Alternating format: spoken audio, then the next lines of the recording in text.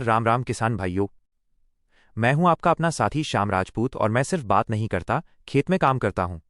इसलिए खेती से जुड़ी सही सटीक और मेरे कड़े अनुभव पर आधारित जानकारी सबसे पहले पाने के लिए अभी चैनल को सब्सक्राइब करें और घंटी वाला बटन दबाना न भूलें। आज मैं आपको एक ऐसी सच्चाई दिखाने जा रहा हूं जो लाखों किसानों के साथ हो रही है, और ये मेरे अपने गेहूं के खेत का हाल है। आप सामने देखिए, मेरा ही खेत है, लेकिन बीच में आधा भाग पीला पड़ चुका है और बाकी आधा भाग घना हरा है। ये पीलापन उस हिस्से में है जहां हमने जिंक सल्फेट नहीं डाला, और ये हरी भरी फसल उस हिस्से की है जहां हमने सही समय पर एक ताकतवर मिश्रण का इस्तेमाल किया, जिंक सल्फेट के साथ यूरिया। यह अंतर आपको सीधे पैदावार में दिखेगा। आज हम जानेंगे कि ये पीलापन क्यों आता है, 25 से 45 दिन की अवस्था में हमें कौन सा जादुई मिश्रण फेंकना है, और कैसे मिट्टी परीक्षण से आप लाखों का फायदा उठा सकते हैं। ये एक पूरी गाइड है, तो अंत तक बने रहना। गेहूं का पीलापन क्यों आता है, लक्षणों से करें सटीक पहचान। सबसे पहले ये समझिए कि पीलापन कोई एक बीमारी नहीं है, ये पौधा खुद बताता है कि उसे क्या चाहिए। मिट्टी परीक्षण, सॉइल टेस्टिंग सबसे जरूरी है, लेकिन अगर अभी नहीं करा पाए हैं तो लक्षणों से पहचानिए कि कौन सा तत्व कम है। कमी। लक्षण क्या है? पहचान का स्थान, पत्ता 1, नाइट्रोजन ऑफ एन, पौधे की ग्रोथ रुकना, पत्ता हल्का पीला होना, पुराने पत्ते नीचे वाले सबसे पहले पीले पड़ते हैं। 2, सल्फर ऑफ एस, पूरे पौधे में हल्का पीलापन, कमजोर विकास, नए पत्ते ऊपर वाले सबसे पहले और ज्यादा पीले होते हैं। 3, जिंक इजेडन, नसों के बीच का भाग, इंटरवेनल एरिया पीला पड़ना, मध्यम आयु के पत्ते, नसों के बीच सफेद धब्बे पीलापन दिखता है। 4, आयरन Fe, पत्ता पूरी तरह पीला लेकिन नसें हरी रहती हैं।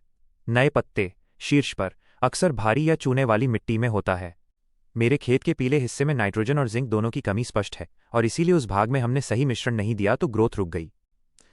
25 से 45 दिन का जादुई मिश्रण, यूरिया जोड़ जिंक जोड़ सल्फर। गेहूं की फसल में 25 दिन CRI स्टेज से लेकर 45 दिन टिलरिंग स्टेज का समय फसल की रीढ़ की हड्डी है। इस दौरान दिया गया पोषण सीधे कल्ले और बाली की मोटाई को प्रभावित करता है। हम इस अवस्था में यूरिया के साथ 3 सबसे जरूरी चीजें मिलाकर देते हैं ताकि पौधे की नींव मजबूत हो। 1, यूरिया, नाइट्रोजन तीव्र विकास की चाबी। हम यूरिया इसलिए देते हैं ताकि नाइट्रोजन की कमी दूर हो और पौधे में तुरंत हरियाली आए। 2, जिंक सल्फेट, कल्ले और दाना भरने का मास्टर। जिंक कल्लों की संख्या और पौधे की ताकत को बढ़ाता है। यह एंजाइमों को सक्रिय करके दाना भरने में मदद करता है। 3, सल्फर, प्रोटीन और जड़ विकास का साथी। सल्फर नाइट्रोजन के अवशोषण को बढ़ाता है और पौधे की जड़ों को मजबूत करता है। अगर सल्फर कम होगा तो नाइट्रोजन का पूरा फायदा नहीं मिलेगा। 25-45 दिन के लिए प्रयोग का सही तरीका, फोलियर स्प्रे। क्योंकि पौधे अब बड़े हो रहे हैं, इसलिए पत्तियों पर छिड़काव फोलियर स्प्रे सबसे तेज काम करता है, जैसा कि हमने अपने हरे हिस्से में किया है। मिश्रण का नाम, मात्रा, प्रति 15 लीटर पंप टैंक। उद्देश्य, यूरिया 300 ग्राम, 2% घोल, ग्रोथ और हरियाली के लिए। जिंक सल्फेट 21%, 75 ग्राम, 0.5% घोल, कल्ले और जिंक की कमी के लिए। सल्फर पानी में घुलनशील 40-50 ग्राम, पीलेपन और पोषण अवशोषण के लिए। बुझा चूना 250 ग्राम, जिंक के साथ। जिंक के घोल को सुरक्षित ऑन pH संतुलित बनाने के लिए। नोट, जिंक सल्फेट के घोल में चूना जरूर मिलाएं, नहीं तो पत्तियां जल सकती हैं। यूरिया जिंक और सल्फर को मिलाकर CRI स्टेज पर एक बार और 45 दिन पर दूसरी बार छिड़काव करें।